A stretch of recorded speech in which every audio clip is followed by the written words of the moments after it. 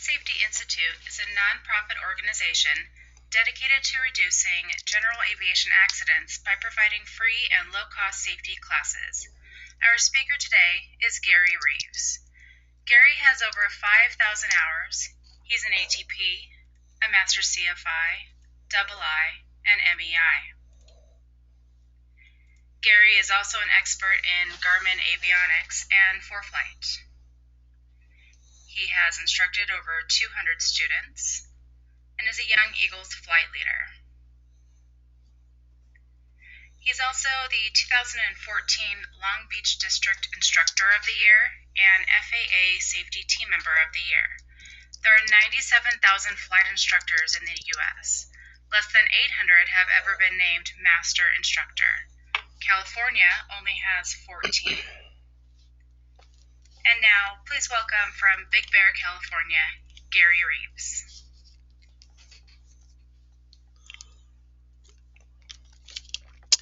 Good evening, y'all.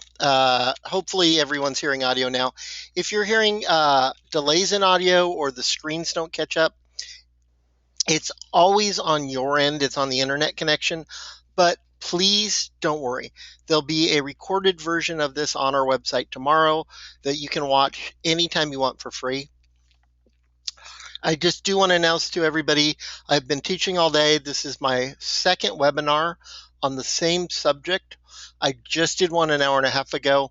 So if I have a throat drop in or my voice falters for a bit, I really appreciate your patience. Let's go ahead and start.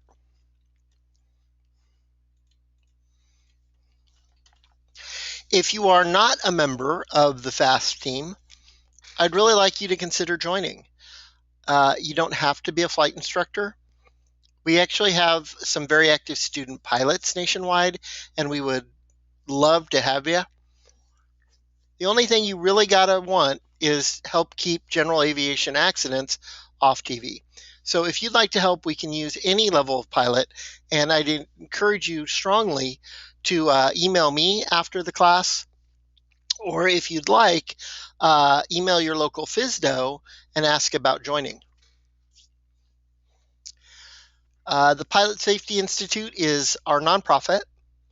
I started it just about 2 years ago with the express wish of keeping little airplanes off the evening news. We would love if you'd like to volunteer and help us as well. I do want to encourage all of you to go to our website, pilotsafety.org, after after our webinar tonight. There are some amazing free resources there. You'll see a schedule of all of our webinars and live classes.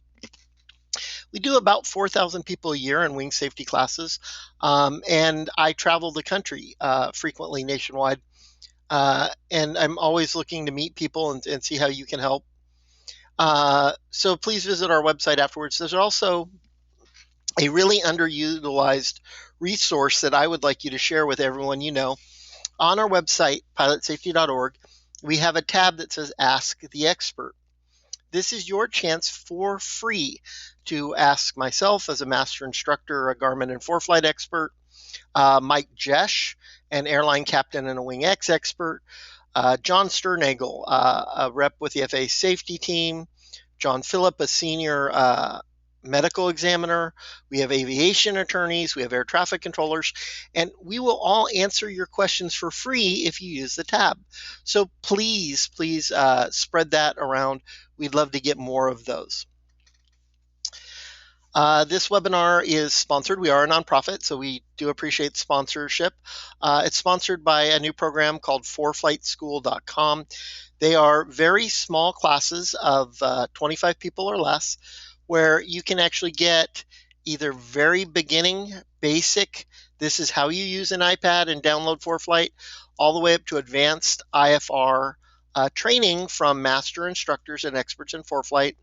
The difference between a webinar like we provide or some of the free live classes that we provide, this is actually hands-on training with very small class sizes. So you actually do everything, not just watch a lecture. So if you all would be so kind to visit our sponsor, foreflightschool.com afterwards, that would be wonderful. I do have a couple class rules for y'all. Rule number 1, you do not talk about Fight Club. You do not talk about Garmin Pilot, WingX, or Android devices tonight. If you ask me a question, and please remember, raising your hand does nothing. Please use the questions feature. That's the only way I can see your questions, and I will do my best. We have over 500 people tonight that I will do my best to answer as many as I can, but don't ask me questions about any of these 3 things, because if you ask me about Garmin, WingX, or Android devices, I know absolutely nothing. I think WingX is a great program. I think Garmin Pilot has some wonderful advantages and stuff on that. I think AOPA has a neat tablet flight planner, and I'm sure Android devices are wonderful. I just know nothing about them. I am only an expert in Foreflight. I've been teaching Foreflight for over 3 years. When I train instrument students at my flight school, I do entirely paperless. They're on the iPad from day one.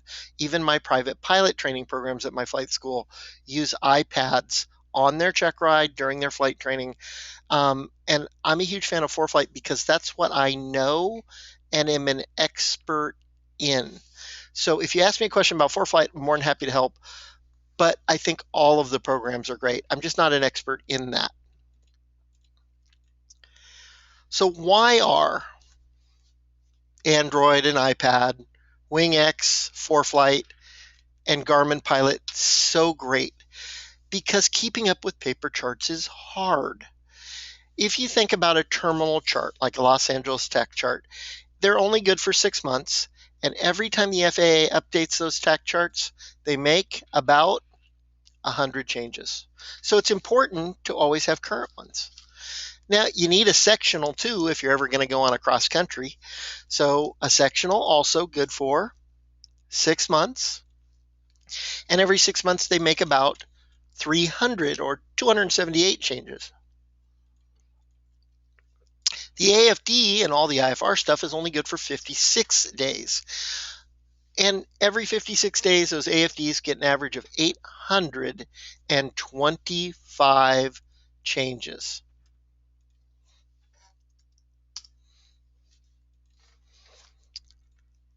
Terminal procedures. Every 56 days, an average of 75 changes. And the low and route charts, including the area IFR charts, also change every 56 days, and they have a whopping 1,361 average changes every time they update those charts. So having current information, besides being required by 91-103, the most commonly violated FAA violation or FAA regulation, buying paper charts is hard. Now, Sporties has a subscription, and I'll tell you, that's great, but having those current charts is really, really important. I will tell you, a Foreflight Pro subscription, which is the expensive version, I think it's $180 a year, is cheaper than buying current paper charts if you're an IFR pilot, and it's way, way easier. But I get asked about the rules all the time. So let's talk about the FAR requirements. Well, FAR 91-103 does absolutely require every pilot in command, before starting the flight, you must have all available information concerning that flight. So I get asked, can Foreflight, WingX, Garmin, etc. legally replace paper charts and approach plates and the AFD? Well, sort of. And what I mean by that is I want to go over some documents produced by the aviation legal team for the FAA. In August of '97, they actually clarified this. It's important to know that not all pilots, in fact, most of you on this webinar, are not required to carry a chart. You're only required to carry a paper chart if you are large and multi-engine airplanes, with a couple special instances like a special flight rules area. Even IFR, there are some exceptions to not you don't have to have a paper chart. You can have a description of it. So you may not be required to carry a chart. And the FAA cannot initiate enforcement action against you for having an old chart or no chart because there's no regulation requiring it.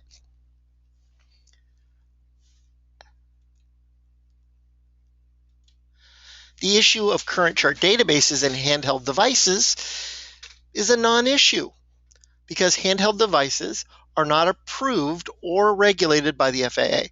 So asking me if a handheld device, in my case an iPad with Foreflight and an iPhone with Foreflight, or an Android device with WingX, can legally replace a chart you're not required to carry most of the time.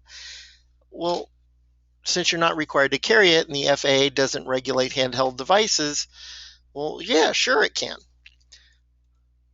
But wait, there's more. Now, the FAA cannot ask to see a current chart on a ramp check. However, if you have a pilot deviation, an airspace violation, or any other FAA violation or an accident, and they have found out that you don't have a current chart, an out-of-date chart, or you have an out-of-date database on your handheld device, not only could it, but it will be used as an additional violation because now they've proven that you violated 91-103. So can Foreflight legally replace paper charts? Absolutely. But you better have a current copy, and it's always a good idea to carry a backup paper chart. I will stop and answer questions as often as I can, and Marty Smith has the first one tonight. Hi, Marty. Thanks for joining us. Is there a downside to downloading all available charts and documents in the downloads? It depends on your memory. I just recently got the giant iPhone 6 Plus, 128 megabytes of memory. Please don't ask how much I paid for that. It was an awful lot. But yeah, I can download every chart in the country and be just fine. On my old iPhone 5S with 32 gigs of memory, if I download all the current charts, I could actually fill it up. So it just depends on the memory available in your device. Also, the downside to having every chart in the country is that it takes a long time to update. Now, here's an interesting comment from an FAA inspector that's a good friend of mine. iPads and handhelds, and specifically iPads and Android devices with Foreflight, WingX, Garmin Pilot, AOPA, but the handheld tablets are causing 10 times more violations than he's ever seen before in regards to airspace.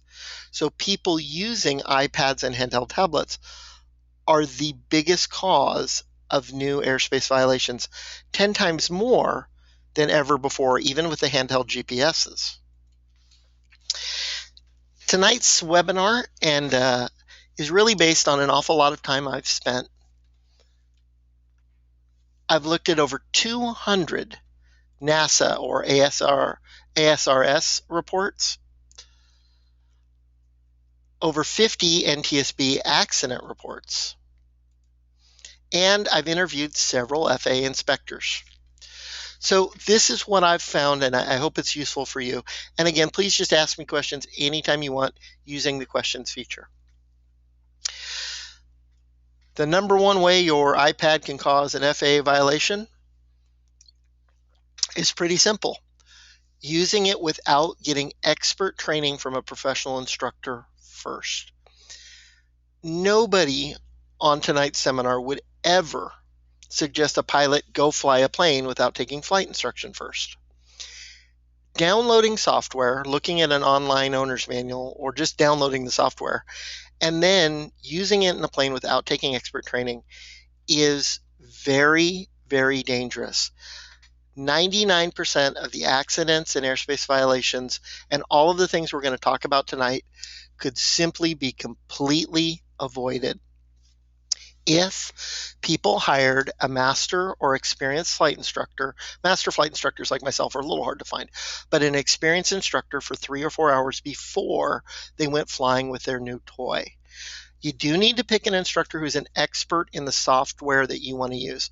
Many people come to me. I speak frequently and becoming fairly well known, but many people come to me and say, "Hey, Gary, I'd really like to do some training with you, and I use WingX." I am 100% the wrong guy for that. If you want to train with WingX, Mike Jesh, an airline captain and also a master instructor here in Fullerton, California, is amazing. And I recommend you go fly with him. If you want to use Foreflight, I'm your guy. If you want to use Garmin, you need to figure out an instructor that uses Garmin. And there is a huge difference between an instructor that has an application and an instructor who's an expert in it. So please do a little research, but it's way cheaper to hire a master instructor at $100 an hour for 3 hours than it is to try and fight a 30-day FAA violation, or much worse, have to deal with an accident after after the fact. So I want to give you a little story about how not getting trained helps. And this was absolutely not me. This is something from a ASRS report, but I'll play the part of the pilot. While flying northeast of Palm Springs, a fighter jet approached very fast, trying to get my attention.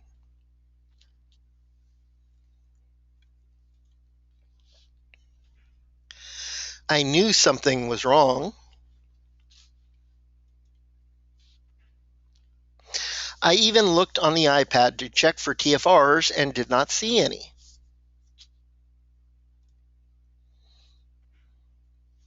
Palm Springs Control Tower told the aircraft, this pilot, northeast of the airport to turn east immediately. There's a TFR for 30 miles around Palm Springs. Yeah, you guessed it, this guy accidentally flew into a presidential TFR, and those fighters probably meant business. The fighter jet followed me to the east out of the TFR.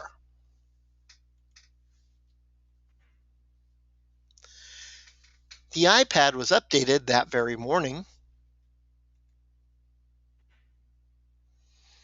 I found that viewing of the TFR feature on the iPad was turned off.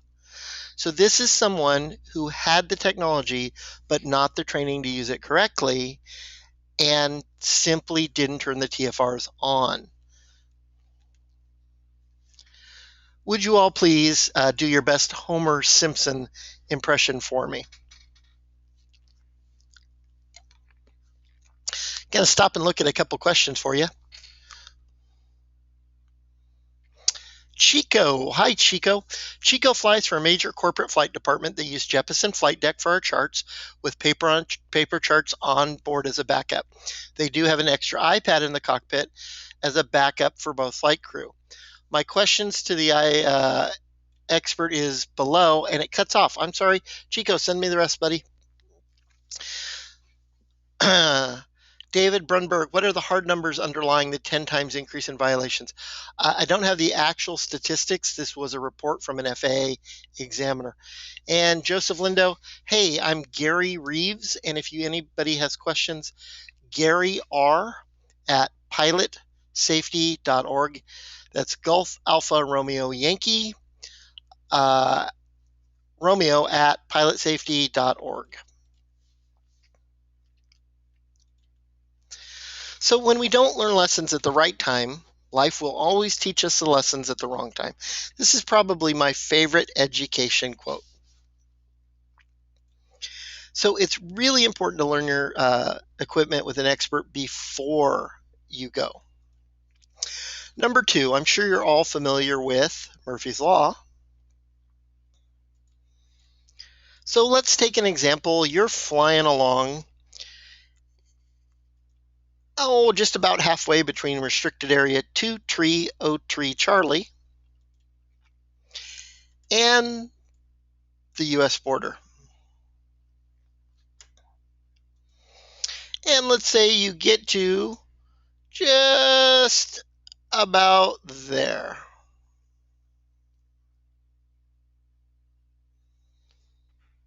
I guarantee that's when your iPad will run out of power, or, like happened to me one day, simply overheat. So instead of Murphy's Law, I'd really like you to all remember Gary's Law. And Gary's Law is simply this: your iPad will always turn off when you're in between restricted airspaces. Going to stop and catch up on a couple questions here.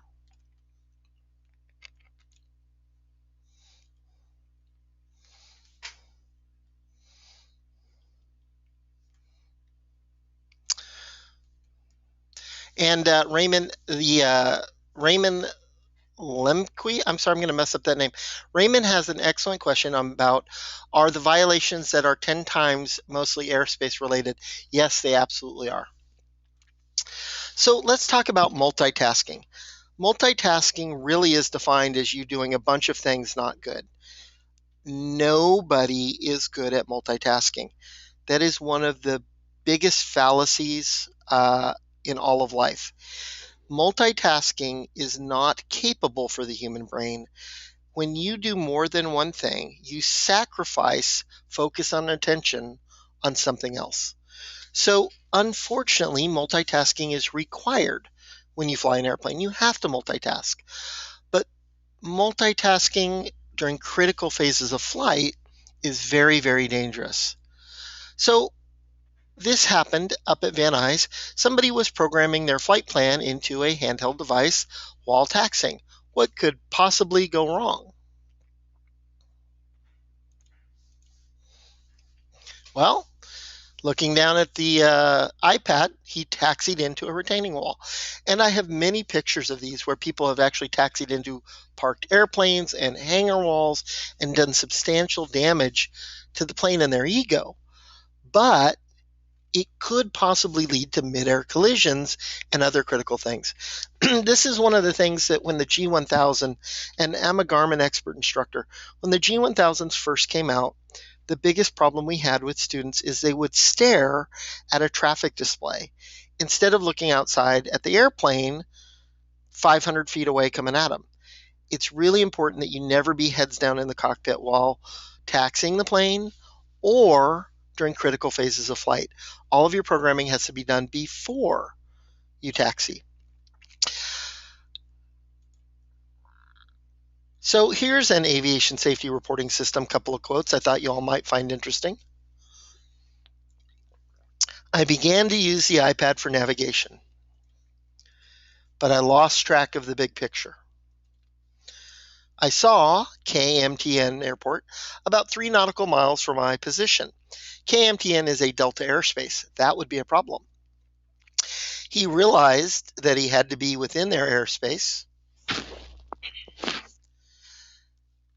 He then crossed under by about 100 feet a formation flight inbound to land. I should have spent more time looking outside. Absolutely. Absolutely it does. Going to grab a couple questions, and please, I may not get to all of them, but send them to me as fast as you can get them. Pete Deshpande, Pete, thanks so much. Pete asked, does an external Bluetooth antenna make a notable difference for Foreflight on the iPad Air? Absolutely.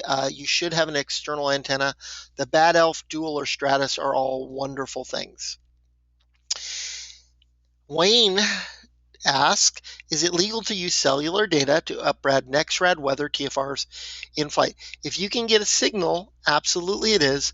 There is not a FAA regulation anywhere about cell phone use in flight. It's up to the pilot and command to determine what devices can be safely used. But Wayne, I'm going to talk about in-flight weather a little later. So the number 4 error on FAA violations is being zoomed in too far. So here's a nice little VFR flight coming from one of my home airports, Long Beach, and we're going towards the Seal Beach VOR at about 130 knots.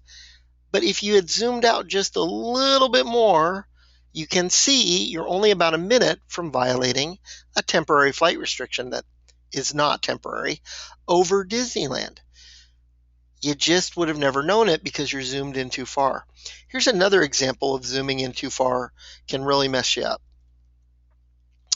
Let's say you've got this little flight plan and you're doing 130 knots, and hey, there you go. And you get right about here and everything looks fine, right?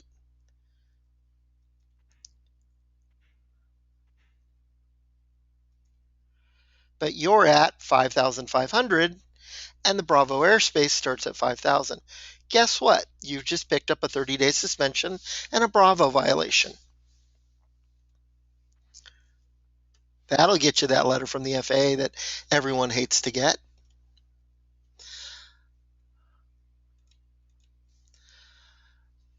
Number 5, getting expired weather information. So I was doing an IFR training flight a couple weeks ago, and my IFR student uses Foreflight, and I encourage that. Now, I do want to make a special point that all of my students, private, instrument, commercial, ATP, whatever, yes, we use iPad, yes, we use the Foreflight application, but they all are trained and expected to carry paper backups. They all still know how to use a plotter and an E6B, I promise you that. But I asked him for a standard weather briefing. And he said, well, let me pull it up. And he didn't pull up a standard weather briefing. He pulled up the local METAR. And he said, Corona's VFR. There's no wind, 10 miles clear. Now, I already had gotten a standard weather briefing for that flight. I get one every morning. And I knew something he didn't because I had read the terminal aerodrome forecast for a Class Charlie airport named Ontario, just a few miles north of that. I also just knew through experience that a temperature of 9 and a dew point of 7 is very, very close. And what I mean by that is anytime the temperature dew point spreads within 3 to 4 degrees, you can expect rapid fog and low cloud formation. So I said, okay, and we did a little bit of ground, and we walked out, and we did a good 30-minute pre-flight. A pre-flight's got to be 30 minutes, or you're just missing something. And right before we took off, I said, hey, show me that weather at Corona again. So he pulled his iPad off his kneeboard, and he said, okay, not a problem. And he showed me the weather at Corona, which still showed calm, 10 miles clear, not a cloud in the sky.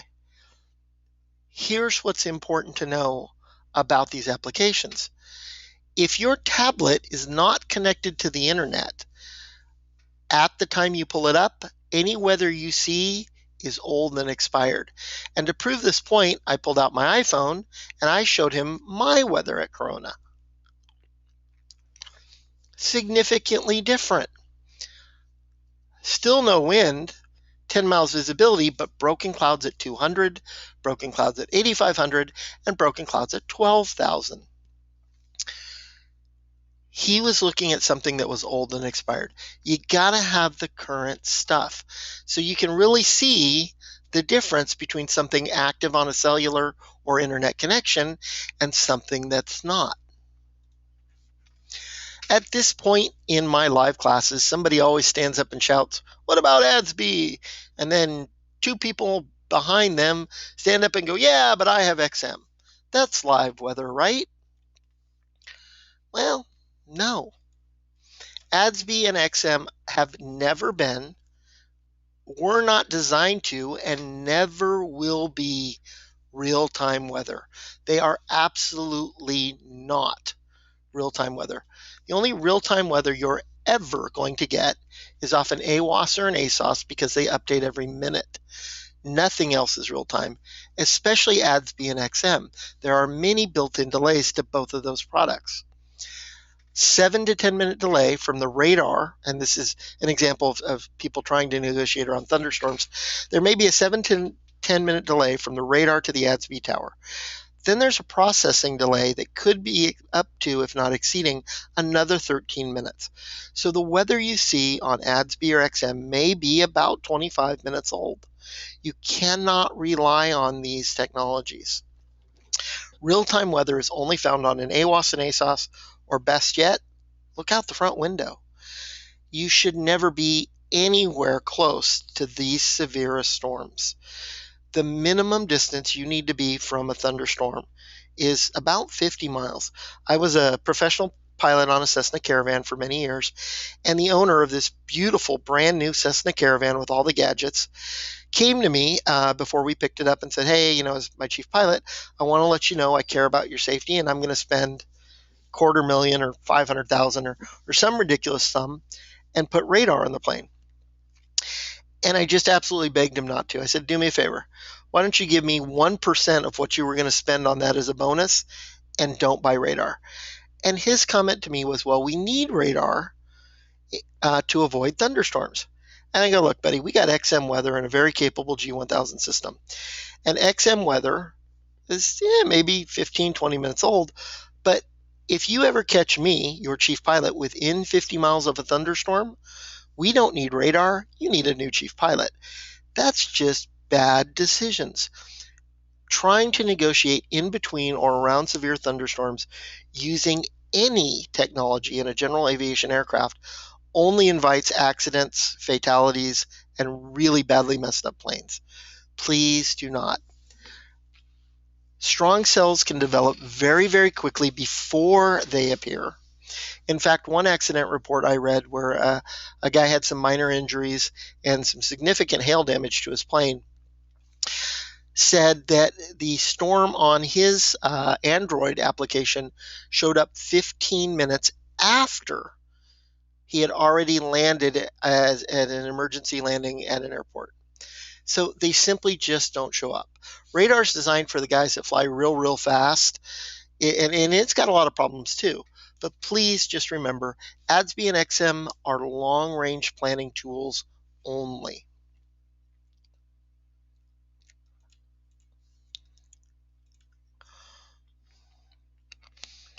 Okay, I'm going to stop and just catch up on a couple questions.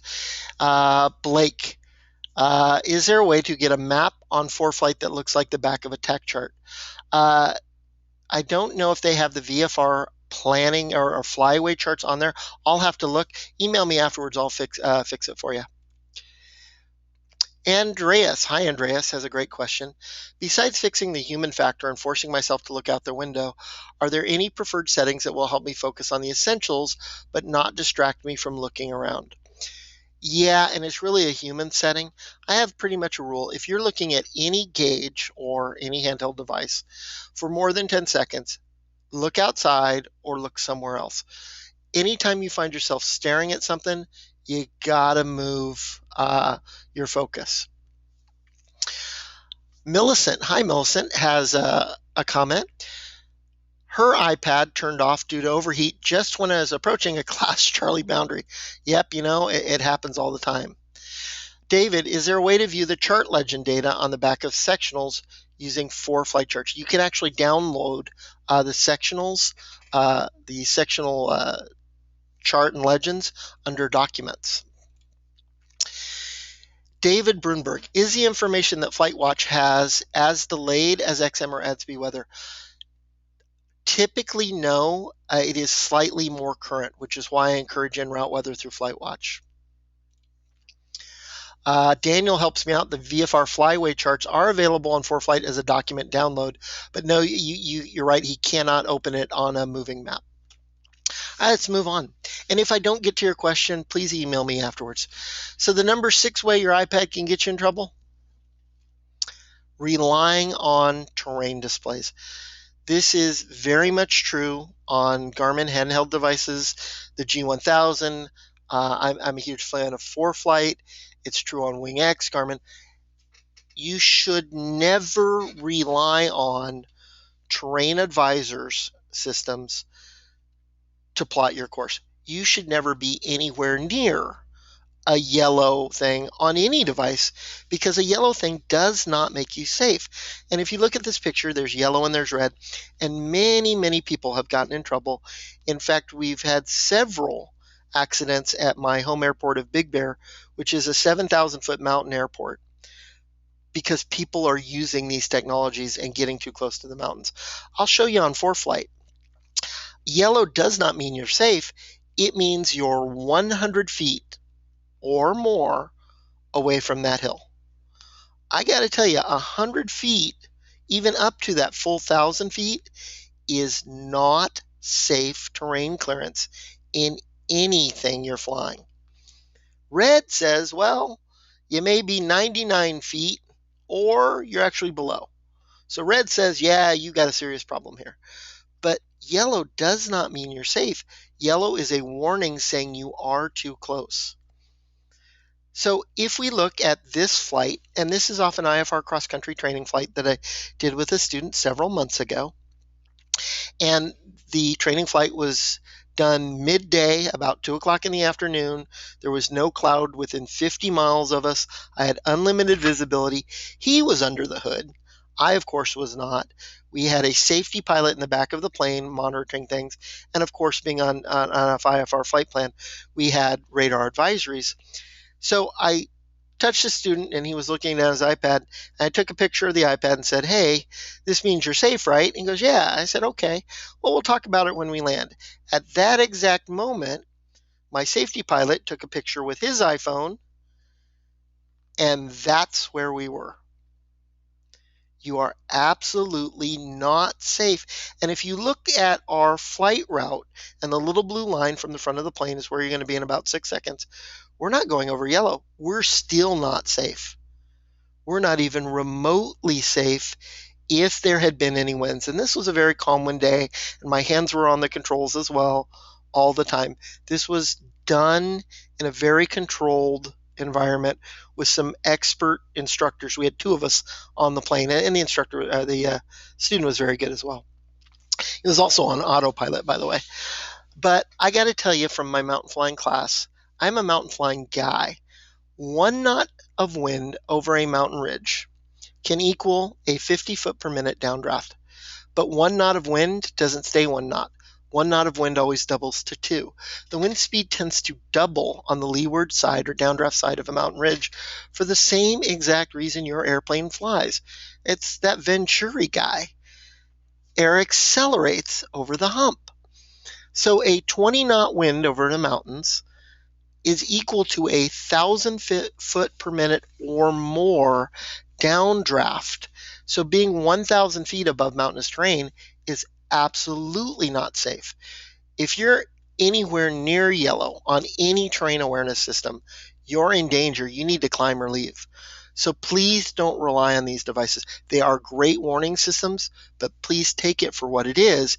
It is a warning you're in danger, and you need to change the situation.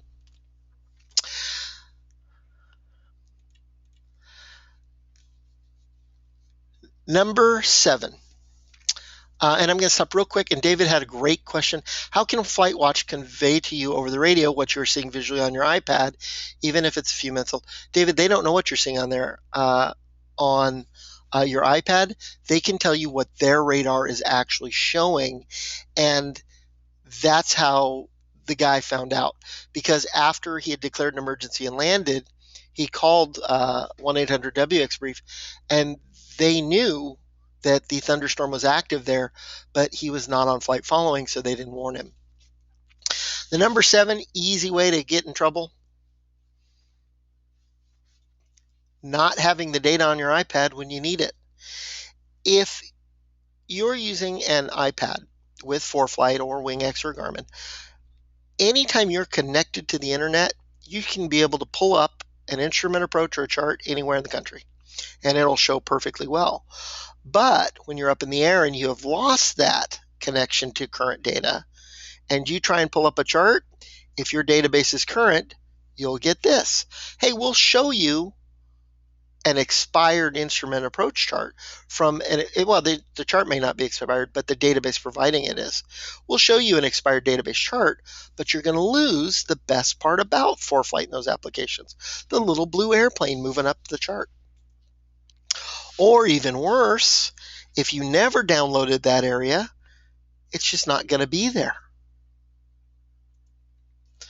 So make sure before you go that all of your downloads and subscriptions are current and stored on your device. The best way to do that is before you leave the home or the office, put your iPad in airplane mode and try and pull up all of the charts along your route. You'll very quickly find out anything that's not current or not there. The number 8 way to get in trouble, and increasingly a problem, is not getting a standard weather briefing.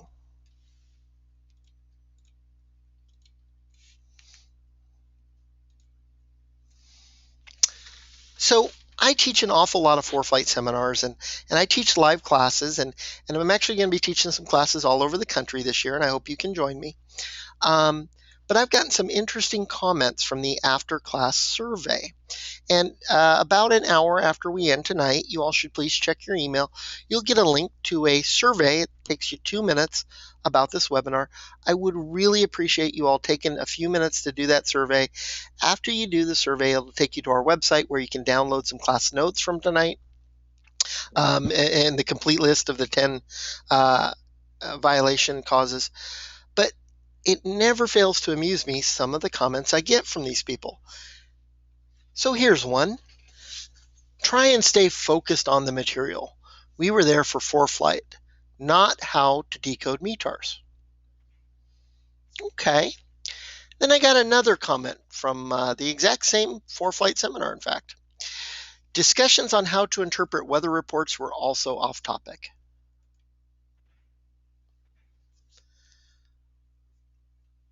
I have no way of putting into words politely my response to this. Foreflight, Garmin, Pilot, AOPA, WingX still make you read the actual weather reports and forecasts. So if you're using a technology but not actually reading or being able to understand the area forecast, the TAF, the NOTAMs, the SIGMETs, you are just going to be in a world of hurt. 91103 requires that you get all the available information before every flight, specifically including for any flight not in the vicinity of your home airport, meaning if you go to another airport, if you're not staying in the traffic pattern, or any flight under IFR conditions, that you read all weather reports and forecast. Please do not look at the color-coded METARs or only look at the METARs and think that you're safe or even protected. This is a very quick way to get you into a bad accident and an FAA violation. iPads make getting a weather brief much, much easier, but you still have to go through it and read the complete weather briefing. You got to read the SIGMETs, the AirMets, the area forecast, and everything in that standard weather brief. So people very frequently ask me, well, what makes a weather brief legal? Well, a weather brief, for to be legal, has to include all information, which is everything on aviationweather.gov, everything on FAA.gov about NOTAMs and TFRs. And you got to be able to prove it in court when you have a problem. And the only way to prove it in court is either to take 45 pages of a printout and hope you didn't miss anything, or talk to a weather briefer by calling 1-800-WX-BRIEF, because they have an audio tape and a recording of your name, your telephone number, and your tail number for that flight. Or by using Foreflight or any of the iPad apps, Foreflight offers you duots, or they even have a direct link now. And all of these applications do. You can get a standard weather brief and record all that information, but it's got to be recorded somewhere so you can prove it later when you have a problem. So you fly into IFR and you've had an accident, and you're going to go into court just like this guy, right in front of an NTSB judge. And he's going to ask, why did you fly into low IFR? And if you stand there in front of an NTSB administrative law judge and say, well, my iPad said it was VFR, and I got a brief, but I just didn't read it, Well, that's no problem at all. If you damage the plane or anybody who's injured, you're going to look at 120-day suspension almost right off the bat. If not, other very serious problems. Can you imagine hurting a loved one because you just looked at a color-coded chart? Foreflight is amazing. I think it's absolutely the best tool. I think, in my opinion only, that an iPad application like Foreflight is not a good idea. I think it's required, because every practical test standard you read say that the FAA has a special emphasis on aeronautical decision making. And these tools make getting a complete fast weather picture and decision making so much easier and better. They also say that there's a special emphasis area on pilot workload reduction. And I gotta tell you, having an iPad running Foreflight or WingX or any of the other applications showing your current position on a chart not only reduces your workload, but it increases your situational awareness, which is another special emphasis. But you got to use all of the application, not just pieces of it. This is why you got to get some expert training.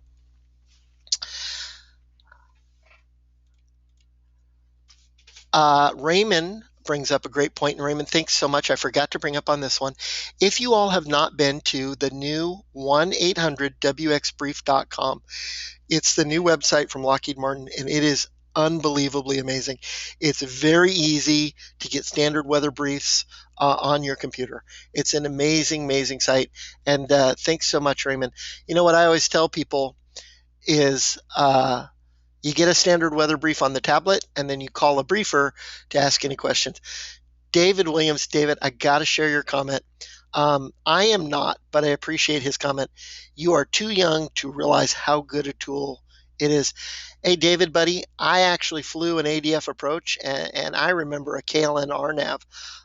When I learned to fly IFR, it was in a plane with one VOR. So, buddy, I'm all about your side. It is really amazing tools. Okay, I'm going to move on. I will come back and answer as many of these questions as I can at the end. So the number 9 way to have a problem is GIGO. If any of you have any experience programming computers, you'll know what GIGO stands for. And that is garbage in, garbage out. If you program it badly, you're going to have a problem. And even the pros have these problems. This was an aviation safety reporting system, or an ASA form, turned in by an airline captain with 35 years of experience on a major national airline. And this is what happened to him. He received his pre-departure clearance on the electronic flight bag. However, this is a relatively new process to me. He'd been flying for 30 years without iPads. The iPad shows the cleared route just above the filed route. He programmed in the filed route. He didn't know the difference. The only difference between his received clearance and the clearance he'd filed for was a different standard instrument departure. It was a completely different instrument departure that he was supposed to fly. How did he find out that he flew the wrong departure, got too close to another airliner, and had a pilot deviation for an aircraft separation issue? Is because after departure, NorCal TRACON out of San Francisco International asked him why he missed the turn. And he said, what turn? He was on the wrong departure. Even the best pilots with years of experience can have these problems. It's not just the amateurs. And the number 10 way to have a problem is simply get too close to airspace. Your handheld GPS device is much, much more accurate than FAA radar. And most of these airspace violations don't happen to private pilots. They actually happen to IFR instrument-rated pilots while they're flying VFR and trying to negotiate airspace. I'll give you a classic example that's true in one of my home airports, Long Beach, Southern California. It's pretty standard to go down the coast to San Diego, and I see people, and I know for a fact through talking to local inspectors, that this is one of the most common pilot deviations, is Here's the Foreflight flight plan, which very clearly shows them clear of restricted airspace 2503 Alpha and Delta. Well, yeah, and they are clear. GPS is much more accurate. Even your handheld iPad is much more accurate than the FAA radar. And that is the big problem. Because FAA radar is not that accurate. FAA radar can be inaccurate by up to 1 mile. So when they controller sees your little dot on their radar screen, they know when you're about a mile from there. You got to be inside of a mile. Think about it for anybody who's ever taken instrument rating. What is the minimum aircraft separation at the same altitude? 2 miles. That's why, because FAA radar is not that accurate. There's some vacuum tube technology from the 60s still in place. Now, this is all going to go away when they convert over to completely the ADS-B and the satellite technology. But for now, they're seeing you inside restricted airspace when in fact you're not. But here's the problem. The FAA radar now triggers an automatic violation letter. So if you've all been flying for more than 10 years, there were some good old days. You could violate some airspace, clip a Bravo, clip a Charlie, clip a Delta. You could just kind of do something dumb by being careless. And when you landed at your home airport, the controller would very cheerfully say, get ready to copy down a phone number. I don't know if any of you all ever got that. I got it once or twice as a new young flight instructor. And he would give you a phone number to call for a possible pilot deviation. Everyone hated hearing that, and everyone hated making those phone calls. That was the greatest thing ever, because you could call your local radar controllers, SoCal Approach or LA Center, and beg forgiveness. It was wonderful. Oh, I didn't realize. Oh, it was a training flight. My student, we hit turbulence and we bounced into the Bravo. Or, oh, I'm so sorry. I'll never do it again. And 99% of controllers are on your side. 99% of these people like pilots. A lot of them are pilots. Not a problem. Don't do it again. Have a good day. But let's just say you got a 1%er. You got a controller whose dog bit him that morning. The wife was asking for a divorce. Everything was wrong in his life, and he was just done with you. In fact, it wasn't even you, but you were his 4th violation that day. And he told you on the phone, well, listen, you dirty guy, I'm going to call the FSDO and I'm going to file a violation. And you could very cheerfully go, okay, I'm so sorry, and be professional and hang up on the guy, and immediately go onto your computer and file out a NASA form. Or if you're really old, you could fill out that triplicate form and mail an ASRS or NASA safety reporting form in, knowing that as long as you got that letter in, within 10 days of the violation, the FAA couldn't touch you. As long as there wasn't an accident and nobody got hurt, the FAA cannot take action against you for an airspace violation if you file that NASA report. There's a lot of contingencies on that. It's got to be your only one that year. You can't be a repeat offender. You can't have other history. But not a problem. You fill out the NASA report. Well, here's the problem, guys. They took the human being out of it 2 years ago. They're now dinged to tag you as a violator. The human doesn't have to do it. It automatically tags your little radar dot as a violator. And they just follow you to the home airport. And if you land at a non-controlled airport, they're going to call an airport manager. And if you land at a tower airport, they're going to call the tower and go, hey, who just landed?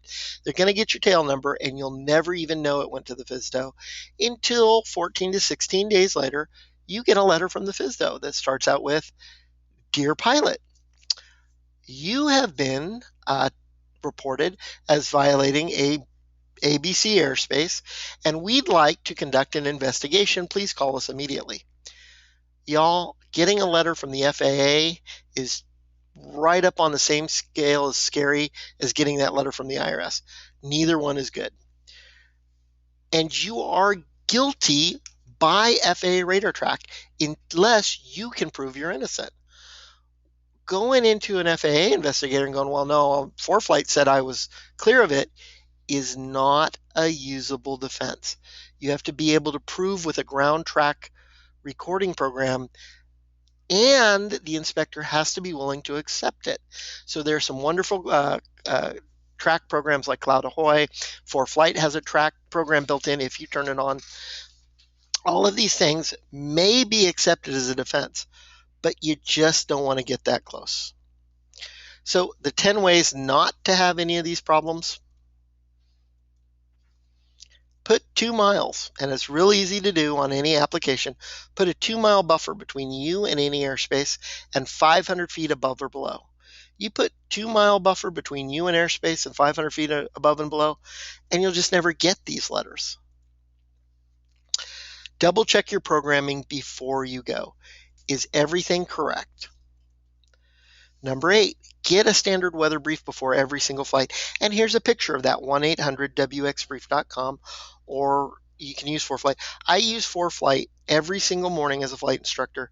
I have a pre-programmed route in that covers 10 airports near Long Beach, or the 5 nearest airports to Big Bear if I'm doing mountain flying. And I just get a standard weather brief every single day, even if I'm not flying, because who knows? And if I'm going to go on a flight, I'm going to update that before I go. But you get a standard weather brief before every flight, and you're going to eliminate an awful lot of these problems. Check your downloads are current and saved on the device, again, by going to airplane mode, which disables all external antennas. So you're turning off the Wi-Fi and the cellular data, and then you're going to look and make sure all your charts are still there and current. Please, please, please. I teach a lot of mountain flying. We've had 2 fatalities and 3 people injured in the last month at Big Bear because people were too close to terrain. Please put 2,000 feet between you and mountainous terrain. And mountainous terrain, folks, starts at 2,000 feet. If it's a hill, it's going to get those downdrafts. Please avoid this stuff by 2,000 feet. Number 5, double check in route weather. I actually highly suggest, and all of my students put in their flight plan, halfway on every cross country of more than 30 minutes, there's actually a point in their flight plan that's marked as a space halfway where they must contact FlightWatch and get updated weather for their destination. And if you fly every flight with flight following, you can ask them for help as well. Number 4, zoom out. Never zoom in more than showing your next 2 waypoints. Always keep your zoom so your next 2 waypoints on your flight plan are shown. That will give you the best view of airspace and temporary flight restrictions. Number 3, never look down while taxiing or go heads down too long in the cockpit. You should never do anything while taxiing an airplane except stare out that front window. Anytime you're head down in the cockpit and that airplane is moving on the ground, you're going to hit something eventually, I promise you. Please do all your programming on your gadgets before you ever leave the house or before you start that engine. Number 2, charge your iPad and your iPhone and your external GPS and your backup power source to 100% before every single flight, and carry paper charts. Y'all, I teach in this wonderful 206 of mine, and I promise you there are paper charts in that airplane before every flight. Now, I will tell you the truth that I think that terminal chart is a year and a half old. I think that tech chart's pretty much 2 cycles out of date.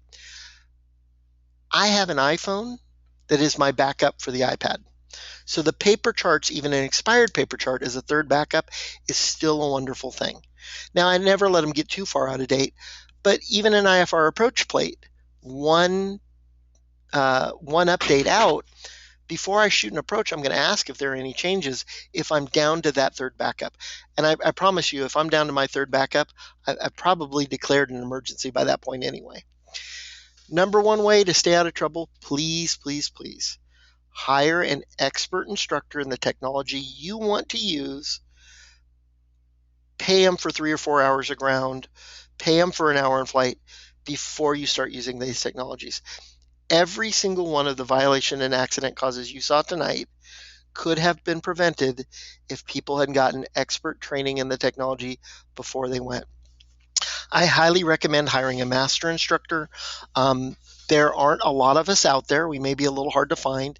But if you can't find a master instructor, any expert instructor, an experienced instructor who is really good at their technology. And here's a great way to find out if they're good at the technology or not. ask the instructor, how many years have you been using that technology, and how many hours in flight do you have, IFR, VFR, and at night using that technology? If someone says, well, I've had the application for 3 months, they're probably not an expert in it. If somebody says, well, I've been using it for 2 years and I've got 200 hours using this, they're probably pretty good. Okay, so just make sure whatever instructor you hire gets that you get the very best you possibly can. Now, let's say you do pick up a pilot deviation or a violation. What do? Immediately fill out the ASRS report line. Now, your first notification of an airspace violation may be 3 weeks after the fact when you get that letter from the FAA. Please don't worry. The FAA has been very clear on you can fill out an ASRS, a NASA form, within 10 days of you learning there was a problem. So if you didn't know there was a problem until you got the letter, you can still go and do that and get all the protections from it. So please do that as soon as you get the notification. Number 2, call that inspector back the same day you get it and be honest with him. Now, I'm not telling you to tell your life story, but be honest with them and tell them, I just got your letter today. I do or don't remember the specific details of the flight, but I'm using Foreflight WingX application name here, and I am very good about staying clear of airspace. So I'm not sure what happened, but what can I do to help? Do not, under any circumstances, ignore a letter from the FAA. It's like ignoring a traffic ticket summons to go to court. If you don't go to court when you get a traffic ticket, or you don't call the FAA inspector when they send you a letter of a possible investigation, people by human nature assume you're guilty. You call them immediately. You're welcome to call an attorney first if you think you should, but call them, be friendly, be honest, try and show them that you're willing to help them. And really important, and I found this is very, very helpful, tell them when you talk to them, listen, I'm not sure what happened, but I'm going to go to an expert instructor, get some training, or I'm going to look at the owner's manual, or I'm going to do this to make sure it never happens again. Hey, this is what happened. I'm being honest and open. This is what I'm going to do to help. And y'all, you want to know one of the best ways to help the FAA be lenient with you? Because there's not set punishments for many of these things. They have to go up what's called a matrix, and they kind of decide how far down the road and how bad this is going to be. And I got to tell you, from every FAA inspector that I have personally talked to, they tend to be a little more forgiving and understanding of people who are active in the FAA Wings program. And how do I know you're active in the FAA Wings program? Because you're here. The people like you are the safest pilots in the world. I need to tell you, less than 1% of accidents every year happen to people with a current wings phase completion. So the fact that all of you are on this webinar tonight makes you a safer pilot. And let them know that you're active in the wings program. Let them know all the things you're doing to be safer. It will only help. Nothing's going to guarantee, but I guarantee if you do these 4 things, it will help. So I'm going to start reading through the 100 or so questions that have been building up, and I'm going to spend 15 or 20 minutes and answer as many as I possibly can before my voice goes out. But before you leave, and y'all are welcome to leave anytime, please remember you'll get an email asking you to do a survey in an hour and a half from now. All of you will get FAA Wings credit automatically within 2 days. We're training over 1,300 pilots today and tomorrow, and it's going to take me some time to catch up, but we will.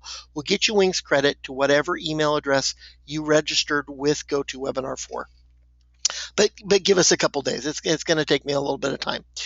Please visit our website, pilotsafety.org, immediately after you hang up on the webinar. There's a bunch of free stuff you can download. There's a huge number of free resources, and we would really like you to spread the news and recommend that to others. And if you get a chance, visit today's webinar sponsor, foreflightschool.com. It's money from sponsors like this that allow us to do free webinars for 1,500 people. So I'm going to start doing as many as I can. If I don't get to your question, please email me after. And that is Gary R.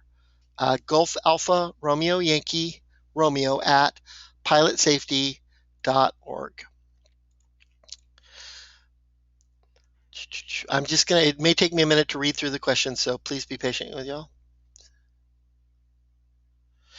So Kelly O'Day, if I messed up that, I'm so sorry. Hi, Kelly.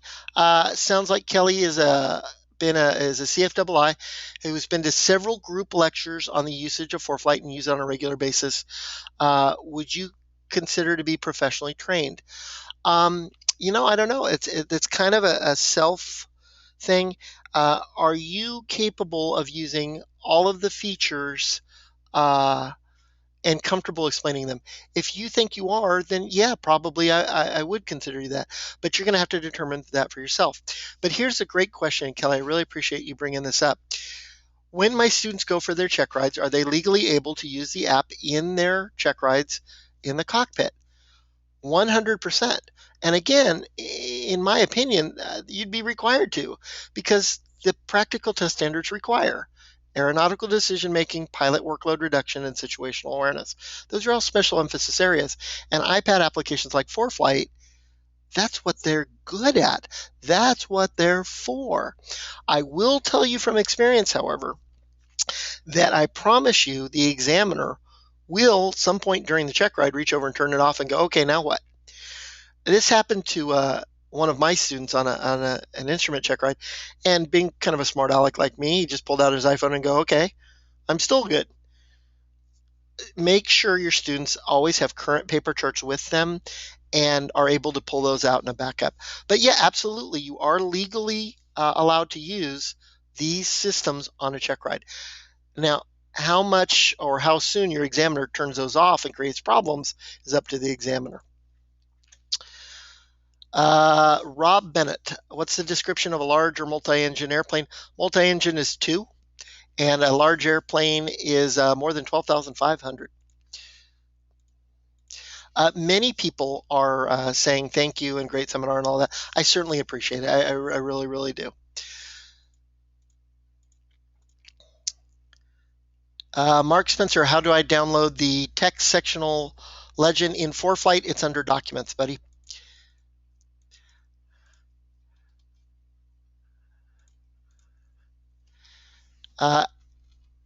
Amnon, I'm so sorry if I messed that up. Is there another iPad app that is free and can give you similar or close to the info provided by the Foreflight program? I don't know of any free programs that have anywhere near the quality and the content that Foreflight and WingX and the many others do. Really, if you want the best, you do have to pay for it. So no, there is no free app that will do everything the paid professional apps will do. Okay. Ken Brown has a great question. With weather briefings, shouldn't you use Duot, not just programs? Well, actually, Ken, Foreflight and WingX actually connect through Duots or their own private servers, and it is the same thing. Joyce, hi Joyce. Joyce says, I'm new to the G1000, not familiar with the Foreflight app. We can fix that for you. Looking to see the benefits of having that as well, and can see that with multiple sections downloaded, also without interrupting the G1000. There are so many advantages to Foreflight and the other applications that even people who own G1000s are starting to use them more and more and more. Ken, will Flight Watch help keep you out of airspace violations? From Eagle, Colorado.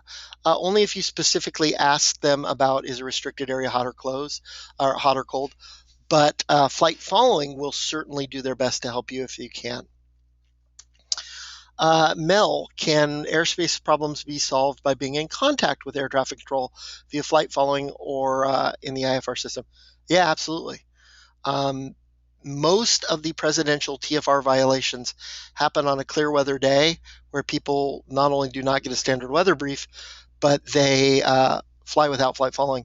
Flying without flight following is just way too risky for me. Flight following is your best protection against being killed by mid-air collision. And I can give you many examples, including some real life examples, where I've lost very close, dear personal friends in midair collisions because they were not getting flight following. So anyone who doesn't use flight following on every single flight, it's like not wearing your seatbelt in the car, in my opinion only.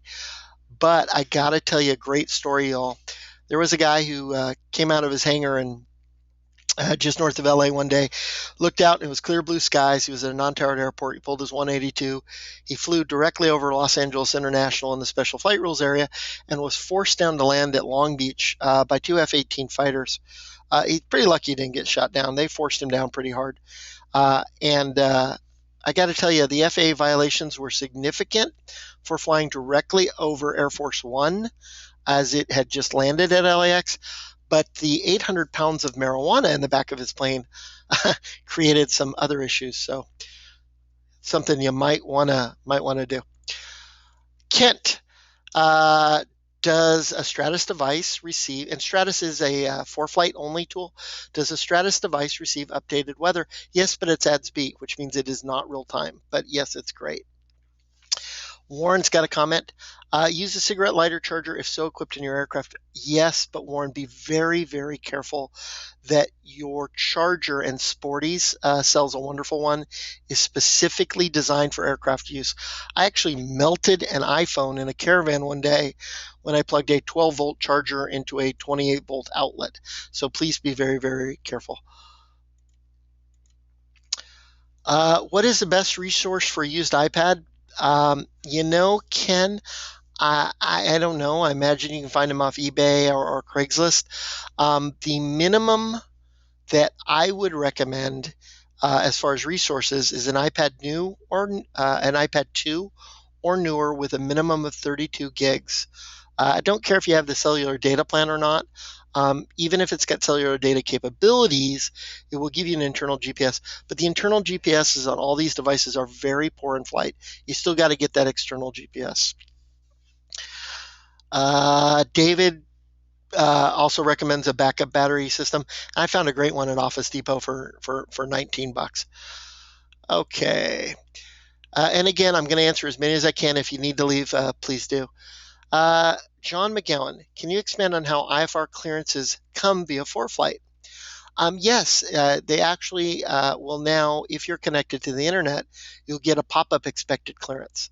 It's a new program and one thing that's really, really amazing. But you got to be connected to the internet to get those. Damodar, hi Damodar. What is the quickest way to get the common traffic frequency while en route for the airports using the next airport? Well, you should have all of these written down on a separate piece of paper before you go flying. But the quickest way for me is actually just to zoom in on the chart and not look for a separate information. Many people are saying thank you and nice job. I really appreciate all of that and hope to see you again soon. John, you'll get Wings credit automatically. Thank you, thank you, thank you. I appreciate all that. A recording of tonight's seminar will be available late tomorrow. Please check our website, pilotsafety.org.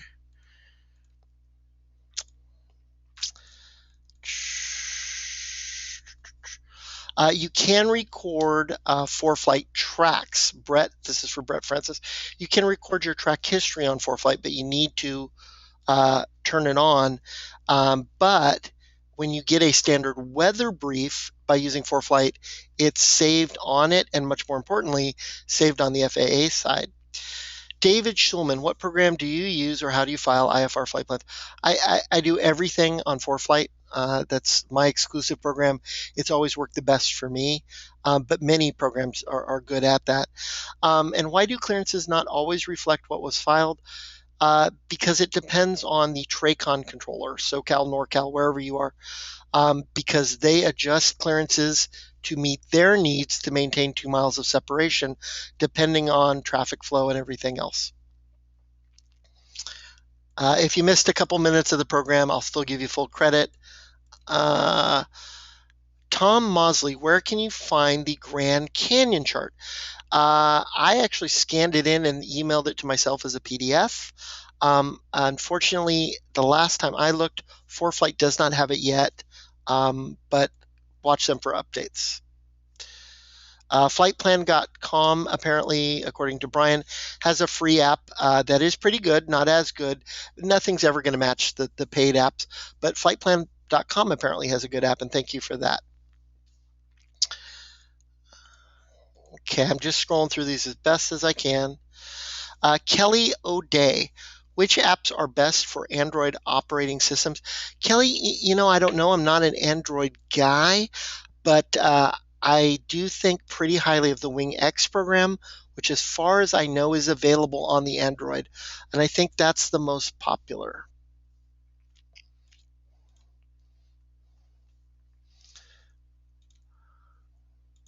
Okay, just scrolling through these as fast as I go.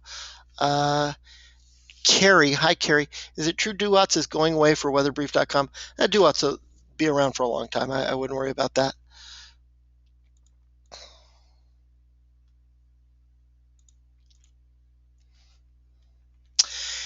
Gary asked a great question.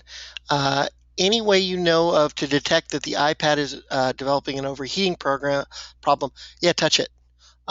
Is the best way to avoid overheating is to keep it out of direct sunlight, and if possible, near an air vent or an air vent directed at it.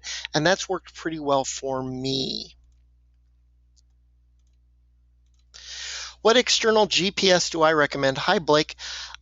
Blake, because I'm a Foreflight user, there's only 3 that work, and they're all wonderful.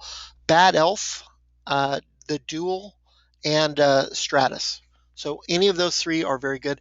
Stratus will also give you some additional capability, like ADS-B traffic and weather, if you meet certain requirements, and if you get the new one, even in AHRS. Preston Paulister. Hi, Preston. I absolutely recommend having an external GPS. The built-in GPS on iPads are not true GPS. It's something called cell assisted, which means the first time it finds your position, it likes to talk to a couple cell towers to narrow it down. And they've had a lot of problems over 5,000 feet. Well, guys, that's just about as many as I can do. And there are a lot of questions still coming in. Unfortunately, my voice is truly going. If I didn't answer your question, please email me. Please go through the website and let me know how I can help you. I really, really appreciate you all